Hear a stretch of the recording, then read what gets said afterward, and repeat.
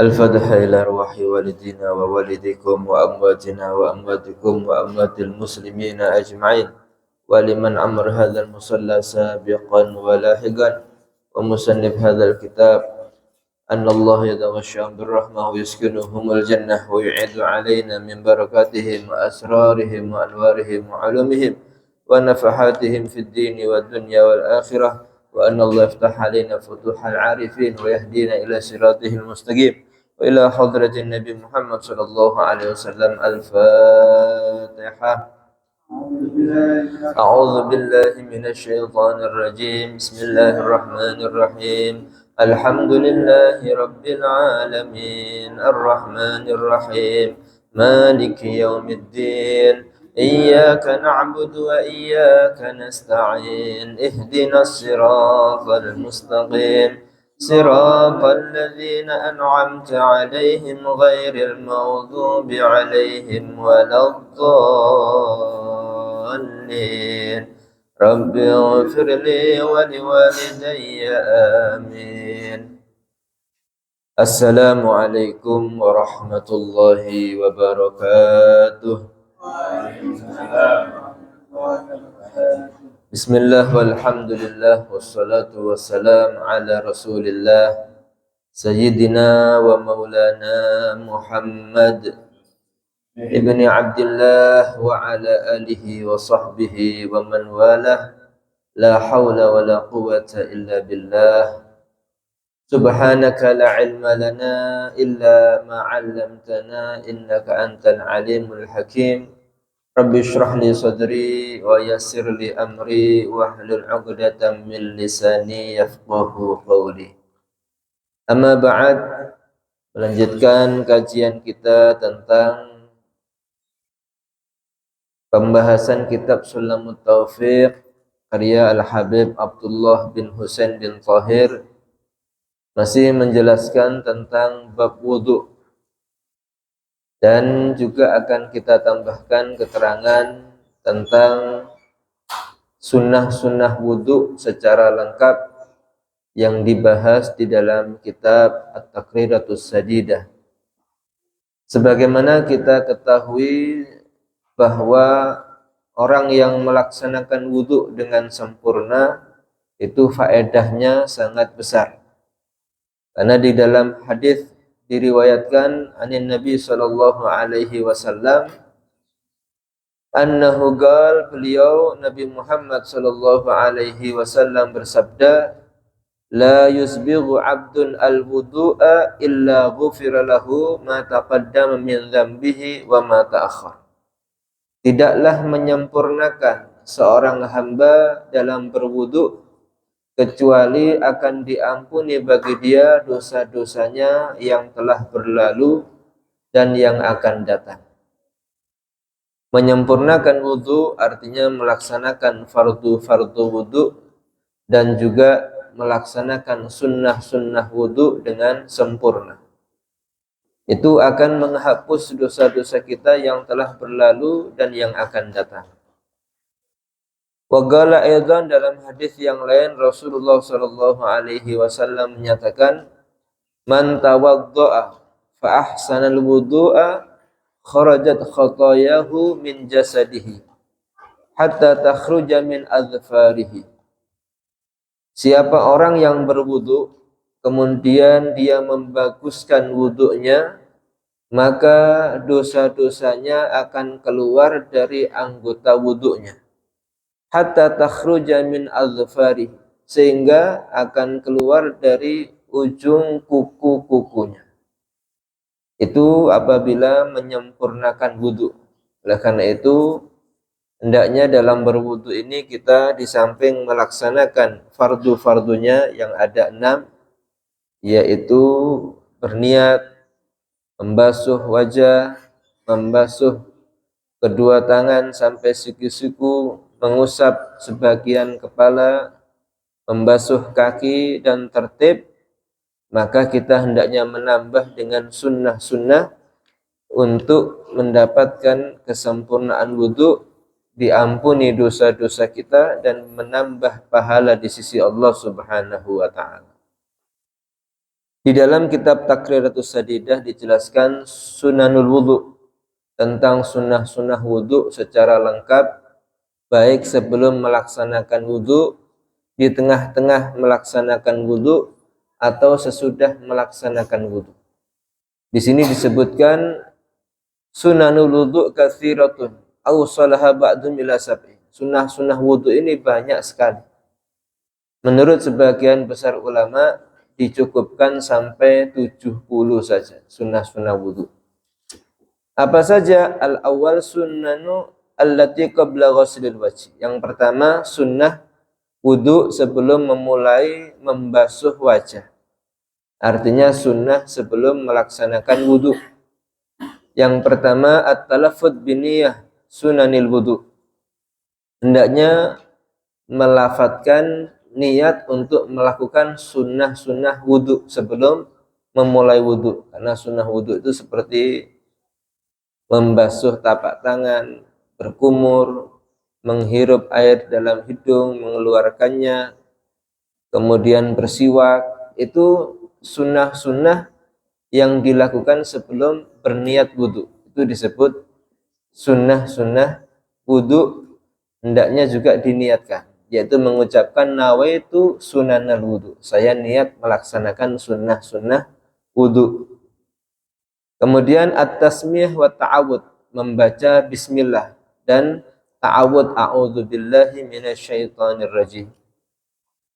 Itu banyak dalam permulaan perbuatan yang baik untuk disunahkan membaca bismillah. Kullu amrin dzibalin la yubda'u bi bismillah fahuwa aqta.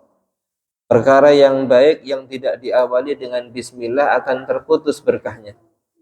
Termasuk wudu itu disunahkan mendahului dengan bismillah.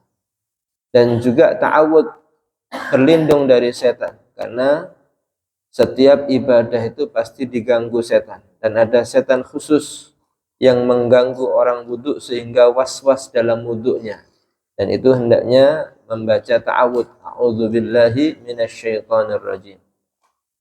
Kemudian setelah basmalah dan ta'awud, bersiwak. Nah, bersiwak ini disunahkan menggunakan kayu arok seperti yang saya bawa ini, kemudian dibasahi dengan air. Kalau ada keran, ujungnya ini dibasahi air dengan tangan kanan. Kemudian juga berdoa ketika memulai bersiwak, Allahumma bayyid bihi asnani wa sudda bi lisati wa thabbit bihi lahati wa barik li fihi wa athbitni alaihi ya arhamar rahimin. Itu doa yang lengkap. Artinya kita berdoa semoga Allah menjaga lisan kita ini untuk selalu mengucapkan yang baik dan menghindarkan dari omongan-omongan yang tidak baik. Nah, siwak itu sunnah cara memegangnya, yang 3 jari ada di atas, 2 jari ada di bawah. Kemudian memulai dari tengah yang atas, kemudian berjalan ke kanan, bawah, sampai di tengah, ditarik ke atas seperti angka 8. 3 kali, kemudian lidah dan langit-langit ini diarahkan bergaris seperti itu, 1 kali, 1 kali. Kemudian ghuslul kaffain, membasuh 2 tapak tangan sampai pergelangan. Nah, ini sunnahnya membasuhnya bersama-sama. Bukan yang kanan dulu, baru yang kiri dulu, tapi bersama-sama. Sambil mengucapkan Allahumma inni as'alukal yumna wal barakah wa a'udzubika minasyu'mi wal halakah. Ya Allah, aku memohon kepada Engkau kebaikan dari tanganku dan keberkahan, dan berlindung daripada keburukan dan kecelakaan. Kemudian al-matmadah wal istinsyaq. Al-matmadah itu berkumur dan menghirup air di dalam hidung. Nah, ini cara melakukannya disunahkan bersamaan, yaitu mengambil air dengan tangan kanan, dibagi untuk berkumur, sisanya untuk menghirup air di dalam hidung dengan tangan kanan, kemudian untuk mengeluarkan sisanya dengan tangan kiri. Jadi untuk mengeluarkan air dari hidung ini dengan dibantu tangan kiri. Nah, itu 3 kali. Ambil 1 untuk berkumur sebagian dan untuk menghirup air dalam hidung, kemudian dikeluarkan. 1 lagi sampai 3 kali. Sambil berdoa, Allahumma a'inni ala tilawati kitabik wa kasrati dzikrilak. Ya Allah, bantu saya dengan mulut ini memperbanyak membaca kitabmu yaitu Al-Quran dan memperbanyak zikir untukmu. Wasabitni bil qawli tsabit fid dunya wal akhirah. Dan tetapkan lisanku ini untuk selalu mengucapkan kalimat yang kokoh yaitu la ilaha illallah di dunia dan di akhirat. Kemudian al-mubalaghah fihi ma li ghairi sha'im. Ketika berkumur dan istinsak menghirup air ke dalam hidung, ini diusahakan mubalaghah. Mubalaghah ini sampai batas yang terjauh daripada rongga mulut dan juga rongga hidung, sampai ke batas terjauh, sampai ketika kita mengucapkan seperti ini, dan menghirupnya sampai batas yang paling bisa, kemudian dikeluarkan. Kecuali kalau kita berpuasa. Kalau berpuasa tidak disunnahkan untuk menyangatkan, berkumur dan istinsyak. Bahkan jika hal itu dilakukan dan sampai tertelan airnya, membatalkan puasa. Karena tidak diwajibkan, maka tidak boleh dilakukan ketika berpuasa. Untuk mengeluarkan air ini namanya istinsar, ya, istinsar. Kalau istinsyak itu menghirup, kalau istinsar mengeluarkan air dari hidung. Kemudian at-taslits 3 kali dilakukan tadi, membasuh tangan 3 kali, kemudian berkumur dan juga menghirup air ke dalam hidung ini 3 kali. Itu sunnah-sunnah sebelum memulai membasuh wajah.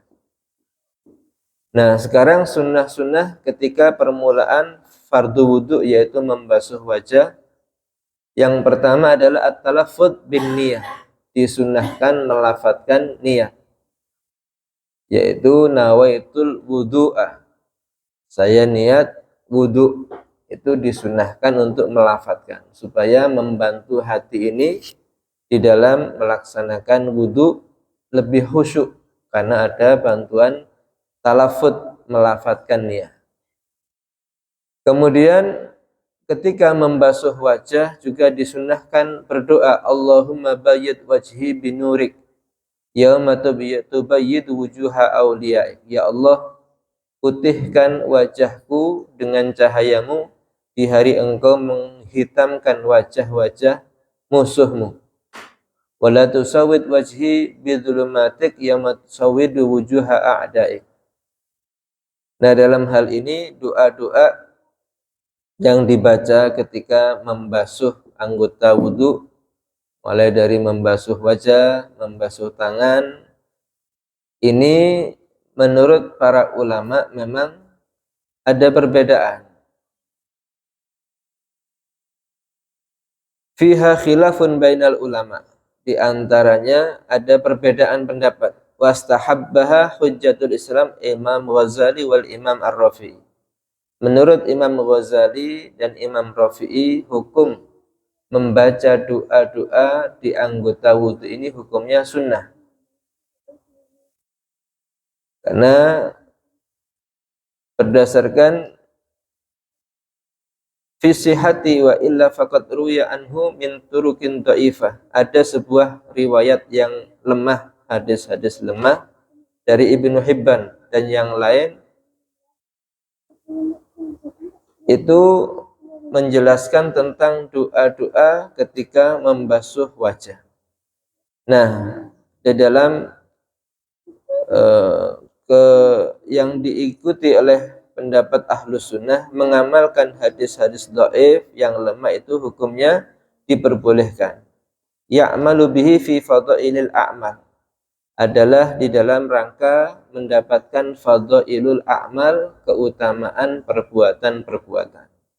Dan tidak ada larangan di dalam hal ini. Menurut pendapat para ulama, doa-doa tersebut hukumnya ada yang menyatakan sunnah dilakukan. Menurut yang lain, tidak boleh diyakini itu sebagai sunnah secara khusus. Tetapi berdoa itu kapanpun dilakukan, hukumnya adalah berdoa kepada Allah boleh-boleh saja. Dalam wudhu, di dalam makan, dan yang lainnya, itu hukumnya boleh. Nah, ini yang diambil oleh ulama kita adalah mengikuti yang mensunnahkan membaca doa-doa di dalam membasuh anggota wudhu.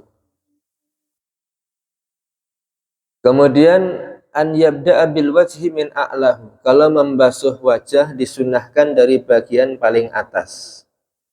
Jadi membasuh wajah ini dari tempat tumbuh rambut kepala supaya airnya ketika turun ke bawah ini lebih merata. Sunnah dari atas. Kemudian ayat khudal mal biyadaihi jami'an. Kalau mengambil air dengan kedua tangannya bersama-sama. Kalau menggayung air untuk membasuh wajah, nah begini berdua. Beda dengan untuk berkumur. Kalau berkumur cukup dengan satu tapak tangan. Tapi kalau untuk wajah karena lebih lebar, permukaan yang harus dibasuh itu disunahkan mengambil dengan kedua tapak tangan bersama-sama.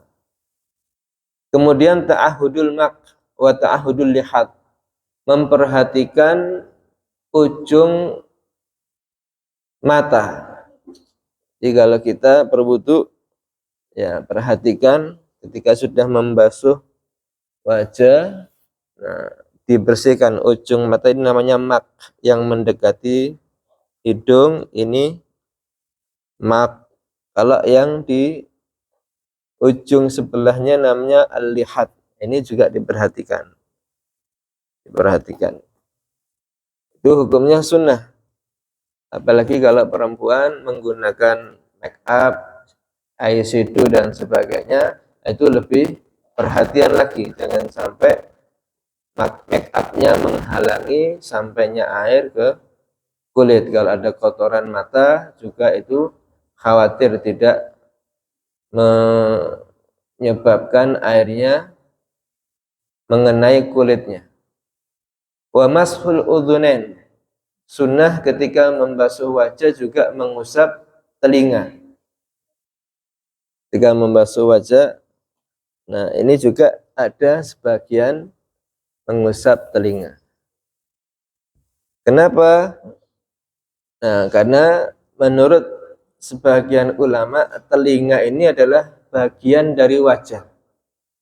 Jadi menurut ulama selain mazhab Syafi'i, telinga ini wajib dibasuh ketika membasuh wajah karena bagian dari wajah.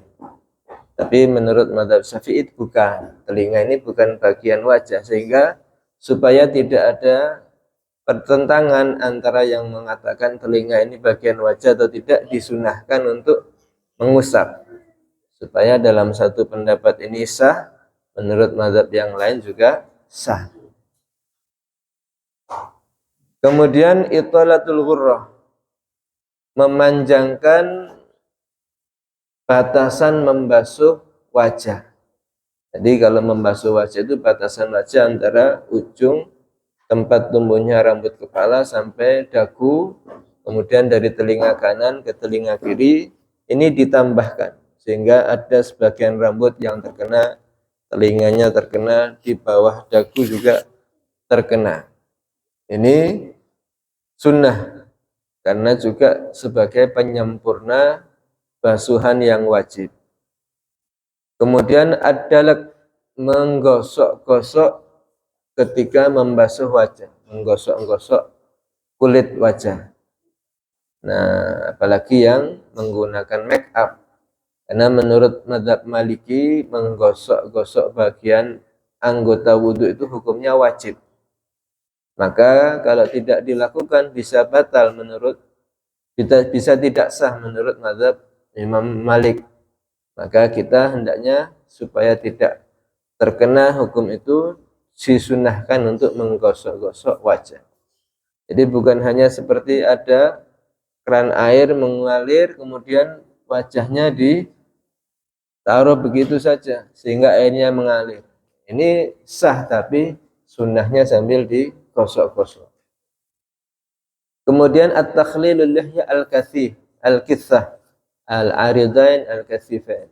Menyela-nyela jenggot yang tebal. Kalau jenggot yang tipis seperti ini kelihatan kulitnya dari lawan bicara itu wajib malah untuk meratakan sampai ke kulit. Tapi kalau tebal itu sunnah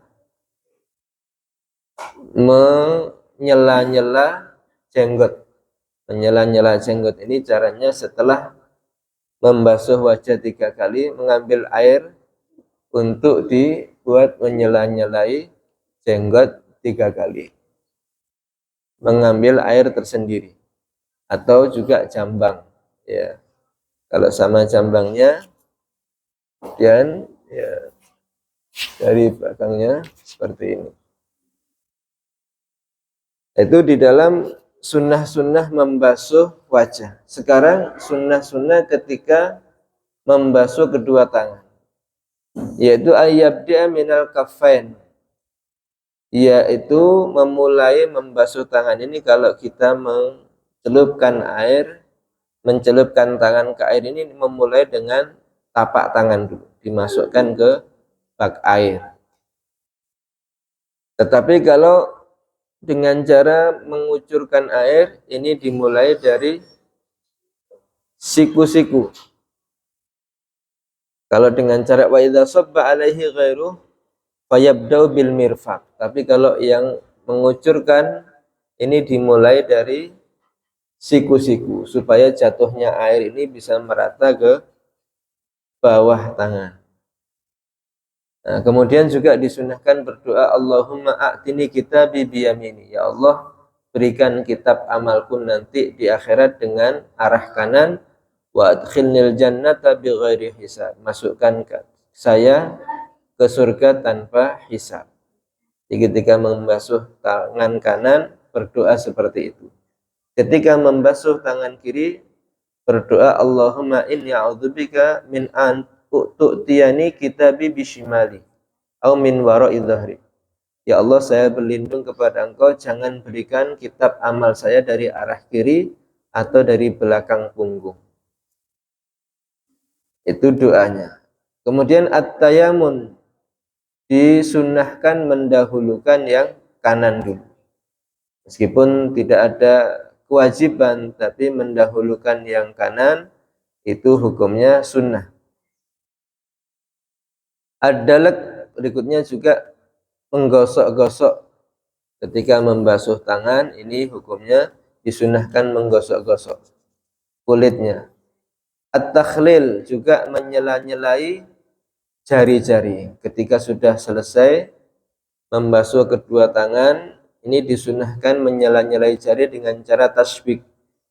Setelah membasuh, nah ambil air sedikit, kemudian disunahkan seperti ini. Tasbik itu menyilangkan jari kanan dan jari kiri seperti ini. Atau bisa dengan seperti ini. Bisa menyilangkan atau itu namanya tasbik. Di selain wudhu hukumnya makruh melakukan tasbik, menyilangkan tangan seperti ini makruh karena menyerupai cara berdoanya orang kafir, nggak boleh. Setan itu dikatakan ketika diturunkan dari iblis diturunkan dari surga ke dunia seperti ini tangannya, makanya dimakruhkan. Selain wudhu, kalau wudhu disunahkan untuk menyela-nyelai jari dengan cara at-tashbik. Kemudian Itolatuh tahjil, memperpanjang batasan basuhan tangan, yaitu sampai ke setengah lengan atas.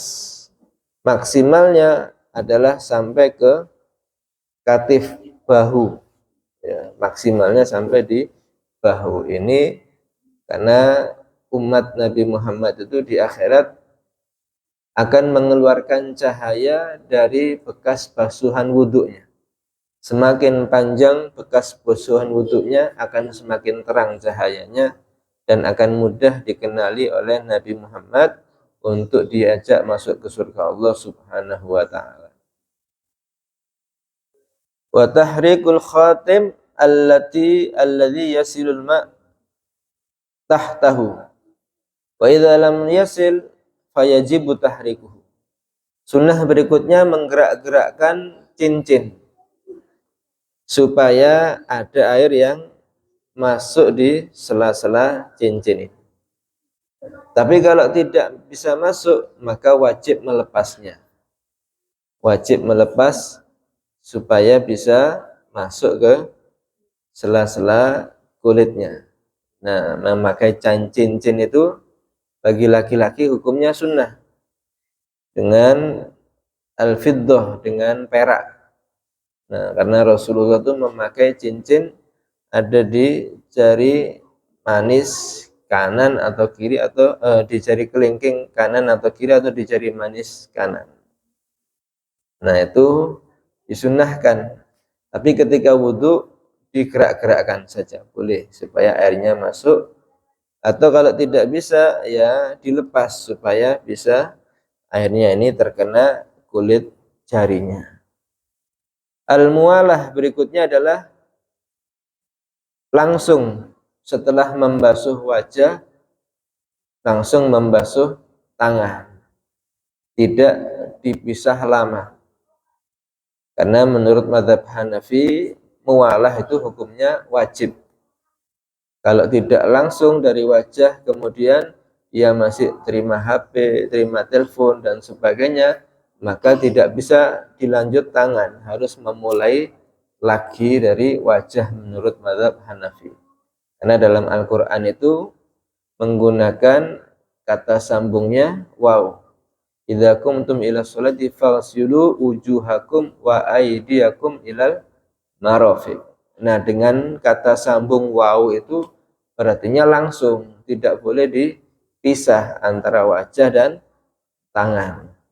Menurut mazhab Syafi'i boleh, meskipun dipisah selama anggota yang pertama ini belum kering, maka boleh melanjutkan untuk anggota wudhu yang berikutnya.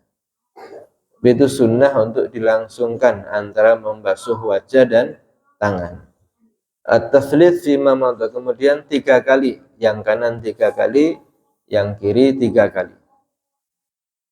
Kemudian as-sunan allati fi athna'il masir ra'si, sunnah-sunnah ketika mengusap kepala, yaitu mashu jami'ir ra'si, disunnahkan mengusap seluruh kepala atau rambutnya. Karena definisi kepala itu menurut mazhab Syafi'i wa famsahu bi fasilu wujuhakum wa aydiyakum ilal marafiqi wamsahu bi ru'usikum. Usaplah dengan kepala-kepala kalian. Maka menurut mazhab Syafi'i boleh walaupun sebagian dari bagian kepala ini sudah cukup. Tapi menurut mazhab yang lain seperti Imam Hanafi, tidak, ya kepala itu harus diusap semuanya. Itu dikatakan kepala. Tidak bisa sebagian ini dikatakan kepala, bagian gini. Nah, itu perbedaannya, sehingga disunnahkan untuk mengusap seluruh kepala supaya tidak sampai ada yang mengatakan tidak sah. Caranya mengusap kepala ini, ketika kita sudah mengambil air, ya jempol kita ini taruh di suduh ini di pelipis, ya, ujung jempol kita ditaruh di pelipis kanan dan kiri, kemudian kedua tangan ini dipertemukan. Seperti ini. Nah, tarik ke belakang. Setelah dipertemukan, diusapkan dari depan ke belakang, kemudian dikembalikan ke depan lagi. Itu 3 kali. Nah, seperti itu. Kemudian juga membaca doa Allahumma ghishni birahmatik wa anzilni alayya min barakatik. Ya Allah, naungi saya dengan rahmatmu dan turunkan kepada saya dengan keberkahanmu. Wa adhillani tahta dhilli arsyik yawma la dhilla illa dhilluk. Dan naungi aku dengan naungan arsy-Mu nanti di akhirat ketika tidak ada naungan. Allahumma harim sya'ri wa basyari 'alan nar. Ya Allah, lindungi rambutku dan kulitku daripada neraka. Kemudian disunahkan mashul udhunain ma'ar ra'si. Disunahkan juga ketika mengusap kepala juga mengusap telinga. Karena tadi itu dikatakan apakah telinga itu bagian dari wajah atau bagian dari kepala. Ini khilaf. Menurut para ulama ada yang menyatakan bagian wajah, maka ketika membasuh wajah disunahkan. Madzhab Syafi'i mengusap telinga. Dalam yang lain telinga ini bagian dari kepala, maka ketika mengusap kepala sunnah juga mengusap, diwajibkan juga mengusap kepala sehingga hukumnya menjadi sunnah. Nah, ketika mengusap jangan lupa telinganya juga dikenakan. Kemudian al-muwalah bainal ghusli yadain wa mashi ra'si, dilanjut antara setelah mengusap membasuh kedua tangan dan mengusap kepala. Wa tathlith 3 kali itu sunnah dilakukan. Al-khamis as-sunan allati ba'da mashi ra'si. Kemudian sunnah setelah melakukan mengusap kepala yaitu mashul udhunain, mengusap kedua telinga. Ini mengusap kedua telinga ini sunnah tersendiri. Jadi mengusap kedua telinga itu dilakukan sebanyak 9 kali. Yaitu caranya untuk mengusap telinga yang pertama dilakukan 3 kali secara tersendiri. Ambil air 1, 2, 3. Kemudian yang berikutnya 3 kali dengan lissimakhain untuk lubang telinga. Ambil air lagi dengan jari telunjuk 3 kali. Kemudian 3 kali berikutnya istidharon dengan tapak tangan bagian dalam. Ambil air lagi seperti ini. Jadi dilakukan 9 kali mengusap telinga. 3 kali mengusap seperti biasa, 3 kali untuk lubang telinga, 3 kali dengan tapak tangan kita, istidharon namanya. Kemudian juga disunahkan berdoa, Allahumma ja'alni minal ladzina yastami'una al-qawla fayattabi'una ahsana. Ya Allah, jadikanlah kita ini orang-orang yang selalu mendengarkan kebaikan dan selalu mengikutinya. Allahumma asmi'ni munadiyal jannah fil jannah ma'al abrar. Ya Allah, perdengarkan kepadaku nanti di akhirat panggilan untuk masuk surga. Wa a'udzubika minan nar wa su'iddar, dan aku berlindung daripada panggilan untuk masuk neraka. Kemudian disunahkan mashur raqabah, mengusap tengkuk, indal a'immah, menurut beberapa imam, menurut beberapa ulama, tidak semua. Menurut Imam Ghazali, Imam Al-Baghawi, Imam Rafi'i, yusannu bil yadil yumna, disunahkan. Tapi kalau menurut Imam Nawawi tidak disunahkan seperti itu. Artinya boleh dilakukan, boleh tidak. Kalau mengikuti yang mensunahkan, ya hukumnya boleh. Karena ada hadis riwayat daripada An Fulah bin Sulaiman An-Nafi' an Ibni Umar anna Nabi sallallahu alaihi wasallam qala, Nabi sallallahu alaihi wasallam bersabda, man tawaddaa wa masaha bi yadayhi ala aunukihi wa fi waqiyal ghil yaumal qiyamah. Siapa orang yang wudu kemudian mengusap dengan kedua tangannya ini di tengkuknya, dijaga daripada kedengkian nanti di hari kiamat. Itu ada riwayat. Jadi menurut Imam Ghazali sunnah mengusap tengkuk. Kemudian juga membaca Allahumma fukka raqabati minan nar wa a'udzubika minas salasil wal aghlal. Ya Allah, bebaskan tengkukku ini daripada diseret menuju neraka, dan aku berlindung daripada rantai-rantai yang ditarik untuk masuk ke neraka. Kemudian as-sadis as-sunan allati fi athna'i ghuslir rijil. Sunnah yang dilakukan ketika membasuh kedua kaki. Membasuh kedua kaki an yabtadi'a minal asabi. Kalau kita membasuh dengan cara mengguyurkan gayung ini, sunnah memulai dari ujung jari. Ya, kalau kita membasuhkan ini dari ujung jari ke atas. Tapi kalau idza kana yusubul ma'ala nafsi wa idza subba alai ghairu fayabtadi'a bil ka'ab. Tapi kalau ada air yang mengalir seperti keran, itu dimulai dari di atas mata kaki.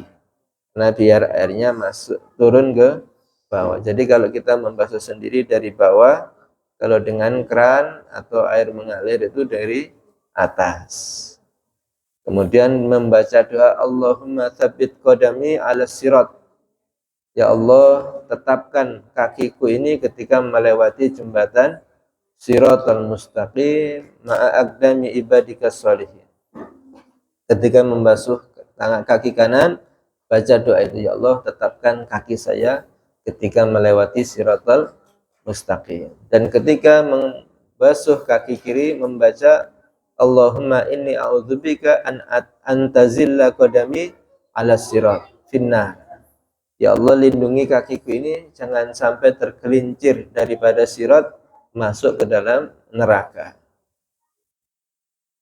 Kemudian juga disunnahkan adalah menggosok-gosok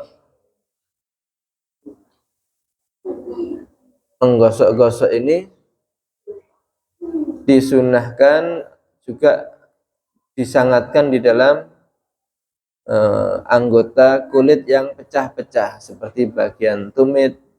Ini malah harus diperhatikan anggota yang pecah-pecah itu. At-takhlil, kemudian menyela-nyela jari kaki.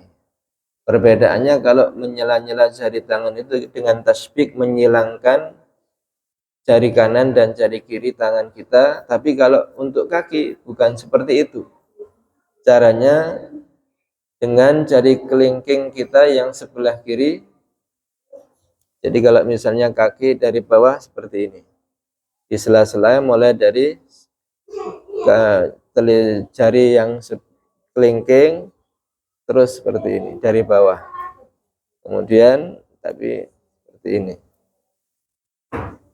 Ya, menyela-nyela itu dengan jari kelingking tangan kanan, kemudian dari bawah kelingking kanan terus sampai ke yang kiri, kaki kiri. Kemudian at-tayamun, mendahulukan yang kanan. Itolatut tahjil, juga menambahkan basuhan kaki sampai ke setengah betis. Paling sempurnanya sampai ke lutut, maksimal sampai ke lutut.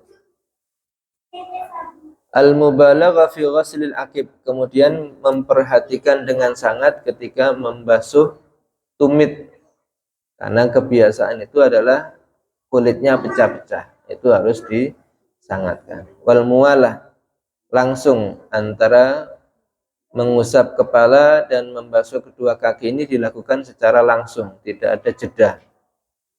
At-taflis berikutnya adalah 3 kali.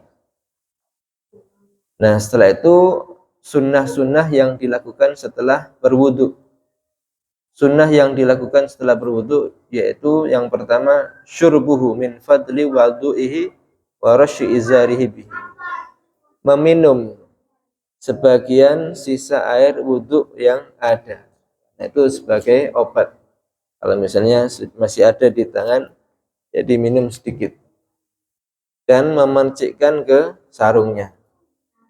Supaya tidak ada was-was kalau kita selesai dari kamar mandi, kemudian melihat di sarung kita ini basah, itu karena kita memerciki air tadi, bukan dari basah yang lain.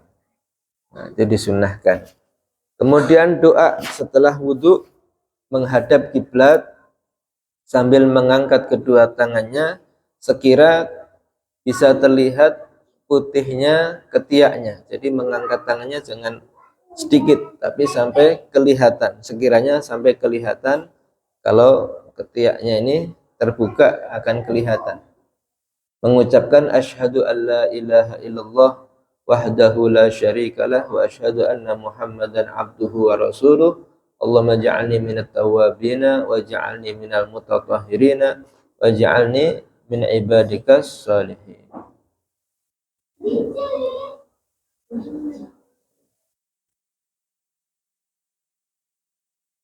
Kemudian juga qiraah suratil qadr salasan, membaca surat al-qadr. Seperti kemarin membaca inna anzalnahu fi lailatul qadar 3 kali. Kemudian wa ayatul kursi wa qul huwallahu ahad, ditambah juga ayat kursi dan qul huwallahu ahad 1 kali. Kemudian sholatu sunnatil wudu, disunahkan juga setelah wudu itu melakukan sholat sunnah wudu. Sholat sunnah wudu, setiap kita wudu itu hukumnya sunnah. Dan ini kebiasaan Sayyidina Bilal bin Rabah. Pernah Rasulullah SAW ketika Isra Mi'raj diperlihatkan surga dan neraka, beliau mendengar suara sandalnya sahabat Bilal ini ada di surga. Orangnya masih hidup tapi suara sandalnya ini beda, mungkin pakai sandal yang keras sehingga terdengar khas, ini sandalnya Bilal ini ada di surga. Berarti ada amal istimewa yang nantinya menyebabkan Bilal ini akan masuk surga. Setelah beliau datang dari Isra Mi'raj, tanya kepada Bilal, wahai Bilal, apa yang biasa kamu lakukan satu amal sehingga aku dengar suara sandal kamu ada di surga waktu Isra Mi'raj. Bilal ini juga agak bingung, apa ya Rasulullah, saya ini biasa saja, ya sholat biasa, cuman saya itu setiap selesai wudhu saya biasa sholat sunnah wudhu. Maka itu menurut Rasulullah yaitu yang membuat kamu mendapatkan keistimewaan dan suara sandal kamu sudah ada di surga. Dan dari hadis ini menunjukkan bahwa amal yang dilakukan meskipun bukan dari Rasulullah tidak serta-merta bid'ah. Salat sunnah wudhu ini tidak dilakukan oleh Nabi pada awalnya, dilakukan sahabat Bilal. Tapi bagaimana komentar Nabi? Apakah bid'ah yang dilakukan Bilal? Bukan. Justru itu yang mendapatkan keistimewaan dari Allah Subhanahu wa ta'ala. Diikrar, disetujui oleh Nabi sehingga sudah menjadi sunnah meskipun tidak dilakukan awalnya oleh Nabi Muhammad SAW. Itu salat sunnah wudu. Dan bacaan yang disunnahkan dalam salat sunnah wudu al-kafirun wal ikhlas. Secara umum sunnah-sunnah wudu ini yang pertama adalah istiqbalul kiblah, disunnahkan menghadap kiblat. Kalau wudu di luar kamar mandi diusahakan ada tempat yang menghadap kiblat. Kemudian al-julus, wudu itu disunnahkan sambil duduk. Ya, bukan berdiri seperti kita. Justru sunnahnya wudu itu sambil duduk supaya terhindar daripada rasyas dan bisa melakukan taslis seperti menyela-nyelai kaki, jari-jari kaki itu lebih mudah daripada berdiri. Kemudian tarkun nafdil ma', tidak mengibaskan air. Kalau sudah wudhu, jangan airnya dikibas-kibaskan. Ini makruh. Justru sunnahnya ya sudah, biarkan habis dengan sendirinya. Kemudian yang keempat, al-iqtisad fil ma', berhemat di dalam menggunakan air, jangan berlebih-lebihan. Kalau membuka keran air jangan terlalu besar, secukupnya saja. Kalau menuangkan air dengan gayung juga jangan terlalu banyak, secukupnya saja. Berlebih-lebihan itu tidak boleh. Innal mubadzirina kanu ikhwanas syayatin. Orang-orang yang tabdzir itu temannya setan. Kemudian alla yatakallam, kalau berwudu sunnahnya jangan berbicara kecuali doa tadi. Karena wudu ini ibadah, khusyuk kepada Allah Subhanahu wa taala. Kecuali kalau ada yang mengucapkan salam, ya kita jawab salamnya. Itu boleh, sunnah juga. Atau untuk mengingatkan teman yang mungkin kelihatan salah, itu ada tujuan-tujuan yang baik, tidak menjadi makruh. Kemudian wat'u ma yaghtarifu minhu min an yaminih wa ma yasubbu minhu an yasari. Disunahkan kalau kita wudu itu dengan menggunakan gayung, menggayung air itu tempat air di sebelah kanan karena lebih mudah. Kalau airnya dituang seperti keran, ini di sebelah kiri. Sebelah kiri kita wudu seperti itu. Itu sunnahnya. Al-mualah, mualah berikutnya adalah langsung, tidak memisah basuhan satu dengan basuhan yang lain. Kemudian an la yaltima wajhahu bil ma', tidak menamparkan wajahnya dengan air, membasuh wajah ini yang rata dari atas ke bawah, jangan ditamparkan. Ayat tawakkar rasyash, kemudian juga hati-hati terkena percikan air. Kemudian tarkut tanshif, tidak menghanduki air. Nah, ketika wudhu itu jangan dihandui. Illa li udhrin, kecuali kalau ada udhur, terlalu dingin cuacanya boleh. Tapi kalau biasa jangan setelah wudhu kita pakai handuk, karena menghilangkan bekas-bekas ibadah, itu tidak boleh. Bekas ibadah itu semakin lama menetap pada anggota wudhu kita, semakin banyak diampuni dosa-dosa kita. Jangan dihilangkan dengan diandui. Kemudian al-tarku ziyadah ala salat, tidak melebihkan basuhan daripada 3 kali. Kemudian juga tentang kapan kita disunahkan wudu. Yustahabul wudu li iradatin naum, disunahkan wudu bukan hanya untuk sholat, bukan hanya untuk yang ibadah. Ketika mau tidur disunahkan wudu, karena tidur itu adalah antara kita bisa bangun atau tercabut nyawanya, itu disunahkan dalam keadaan wudu. Wali qiraatil Quran, ketika mau baca Al-Quran. Wali huduri majlisil ilmi wa dzikir, dan ketika mau hadir majelis ilmu dan majelis zikir seperti ini, disunahkan berwudu. Nah, perbedaan orang yang hadir majelis ilmu, majelis zikir dengan wudu atau dengan tidak wudu itu biasanya akan lebih mendapatkan pemahaman ketika dia berwudu, akan lebih mendapatkan manfaat ketika dia dalam keadaan memiliki wudu. Wali ziaratil kubur, dan ketika mau ziarah kubur itu disunahkan wudu dulu. Nah, kita akan berdoa di situ, akan membaca zikir, itu juga disunahkan berwudu. Wal baqa ala taharah daiman, dan disunahkan selalu dalam keadaan suci. Setiap batal langsung wudu lagi, setiap batal wudu lagi, itu sunnah hukumnya. Wa tajdidul wudu, juga disunahkan memperbarui wudhu. Meskipun tidak batal, misalnya mau sholat Isya kita wudhu lagi, itu hukumnya sunnah. Nurun ala nurin, dikatakan wudhu setelah wudhu itu adalah cahaya di atas cahaya. Wa kullama ahdatsa tawaddah, dan disunahkan setiap selesai hadas langsung wudhu. Setelah buang air kecil di kamar mandi jangan keluar sebelum wudhu. Ketika ya hadas langsung berwudhu. Orang yang selalu menjaga wudhu itu insya Allah matinya dalam keadaan husnul khotimah. Ini sunnah-sunnah wudhu yang dijelaskan oleh para ulama. Semoga kita bisa mengamalkannya, menambah pahala dan mengampuni dosa-dosa kita.